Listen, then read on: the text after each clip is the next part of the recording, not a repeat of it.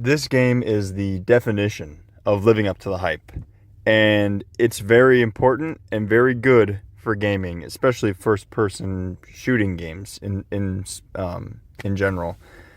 This game had an immense amount of pressure and hype around it leading up to release, and it's one that honestly I kind of kept my eyes off of because with me I tend not to try to hype myself up too much on games because I've usually been burned doing that.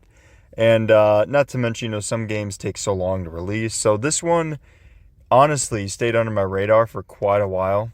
And then, my friend texted me that, oh, it's coming out soon.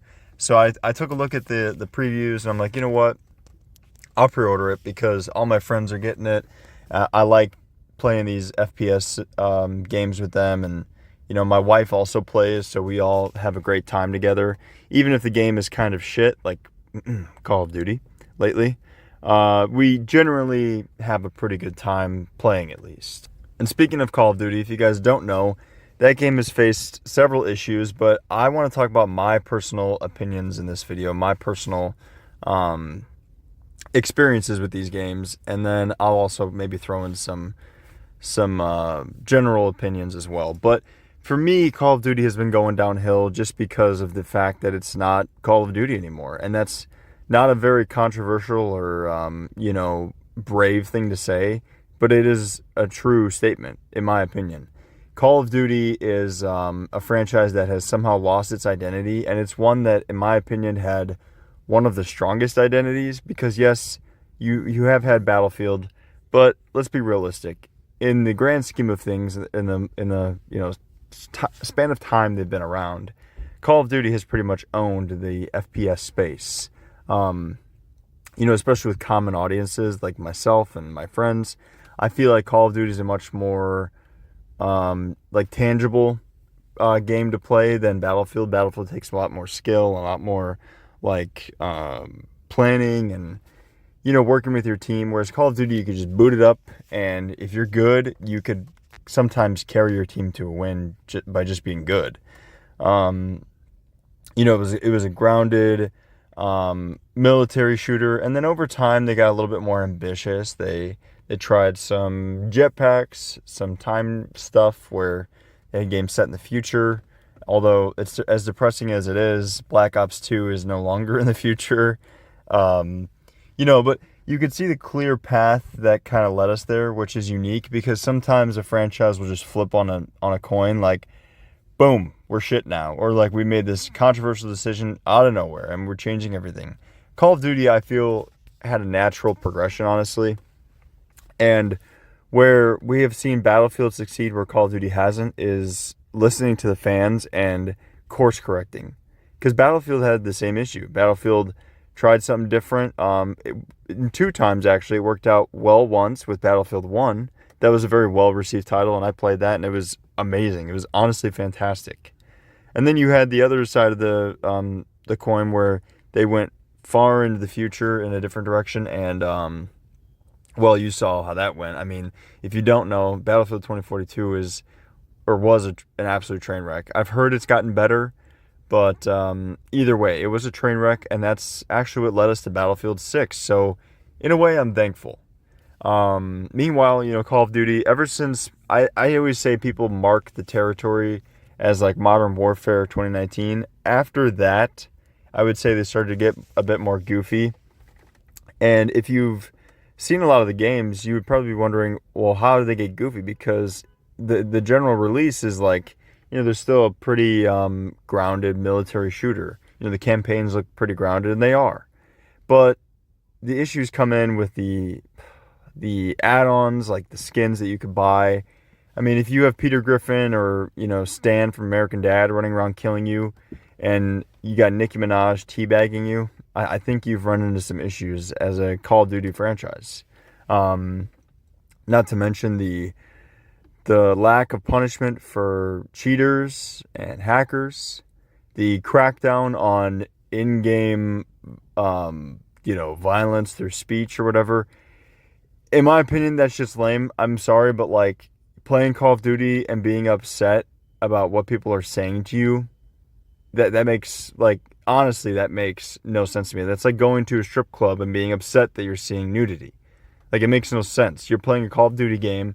And that's the thing that bugs me most is, like, Call of Duty definitely knows that, like, their audience. They knows that they knew that that was a thing. But, only now is it an issue. Like, it just seems so performative on their part where it's like, dude, if you cared about this, you would have done something about it in, like, 2009 or 2012 when it was at its, like, peak. I mean, I would say, like, by today's standards, it's pretty tame considering how it used to be in those lobbies. And I'm saying it was tame before this, like, crackdown. But then, you had the crackdown on people talking where you'll get, like, banned for days or weeks at a time for saying something that, honestly, I guess it can be construed as offensive or hurtful. But like I said, you're playing a Call of Duty multiplayer match. I don't know what you expect. If anything, just turn game chat off. It's like, it's pretty simple. But that is one of the things that led to this downfall. Whereas, Battlefield, I'm not saying I don't know if they actually have cracked down on that as well, but I haven't really noticed it. I know there's a lot of people talking in my lobbies, at least in Battlefield 6. And when I was playing Call of Duty, Black Ops 6, there was nobody talking, and that's why. It just kind of kills the community because as funny as it sounds or as goofy as it sounds, part of the fun of these multiplayer games is the shit talking. I don't care what year it is. I don't care what the climate is. The fun is shit talking. If you win, you get to talk shit. If you lose, you still get to try to talk shit and hopefully, recover your ego or your manhood. But nonetheless, it's part of the fun of it. And I think it's a huge mistake on Call of Duty's side. Those are just some of the errors that, in my opinion, have plagued Call of Duty and have made it a worse game to play. It's the reason I myself, honestly, am not getting Black Ops 7 this year. For the first time in, well, probably since I was old enough to start playing Call of Duties, I am not getting a Call of Duty. And I will be playing Battlefield 6. I think Battlefield 6 is a major success. Starting out, the progression is slow. And a lot of people I've been seeing are complaining about that. But for me, I love it because it means I'll get more out of this game. It means I won't progress within like a month or, 6 months. It might take me a year to get to where I naturally would in a game like, say, Call of Duty. So I'm getting more bang for my buck. And I hope that means that, EA is going to take time making the next Battlefield. Like, I hope there's a year gap or even like a 2-year gap. I mean, this game seems like it's going to have enough content to stretch. I don't think it'll be a Halo Infinite situation.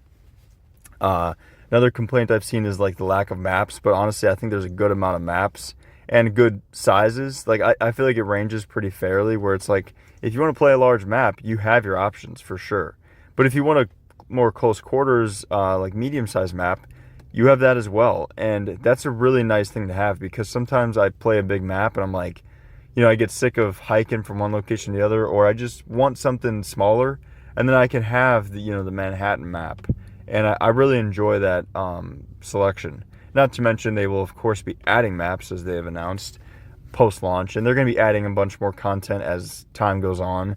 So it's a really nice balance of like, yes, we have more than enough content right now, but we're going to be getting even more down the line. And that's exactly what a game like this needs. Number 2 is the gameplay. Like, the next thing I want to talk about is the gameplay. It's so much fun, honestly. It's so smooth. The guns, like shooting it feels so visceral, so much better than COD. It doesn't feel like I'm shooting a water gun or like a BB gun. What is it called? Aim assist is not bad at all. Actually, the aim assist is pretty nice. And just the overall, the graphics, the look of the game. The only thing I'm not really great at is controlling the vehicles. I don't know if that's just me, so I don't really necessarily want to label that as a complaint, but that would be one complaint if I had it. Is definitely like the control of the vehicles feels pretty off and difficult at most times. But other than that, I haven't really touched into the campaign yet because I'm more of a multiplayer guy. But I wanted to make this video to talk about this game because based on multiplayer alone, it's worth the price of admission, in my opinion. I think if you guys are on the fence about this, you should get Battlefield. I think this is a good thing for both franchises because I am, as much as you may not believe it after what I had to say about Call of Duty, I am a COD fan. And I want to see COD do better. I want them to come back to what they used to be, because I enjoy buying Call of Duties. It took a lot for me not to buy it this year, but I have to stick to my guns. And from what I've seen, considering Battlefield had over 700,000 concurrent players on Steam at launch, and it did not crash, I think a lot of people went in the same direction. So I hope this teaches Call of Duty a lesson. I think this is really good for both of them because it forces both of them to just be better. It forces them to keep pushing each other. And who knows, maybe next release, COD will be better than Battlefield, and we could just have a fun back and forth. Maybe they'll both be good. I mean, shit, if they're both good, I'll buy both. I will play both. I mean, me and my friends will do, me and my wife and my friends will do anything. We'll pretty much play whatever as long as it's fun. And that's the main word here is fun. This game is fun. I think you guys will have a good time playing it. So if you are on the fence, yes, I do believe it's worth the money. I think Battlefield 6 is a really great installment. And as I mentioned, I did not cover the campaign, but I don't know what to tell you. I mean, buying Battlefield 6 for the campaign is like eating vegetables for the taste. No one really does that. It's kind of, you know what you're buying it for. You're buying it for the multiplayer. So, yeah, that's pretty much all I had to say about it. Let me know what you guys think down below. Are you enjoying Battlefield 6? Or are you more of a Call of Duty player? Are you still hanging on to COD? If so, let me know how Black Ops 7 is, because I am genuinely interested, and I don't trust IGN at all.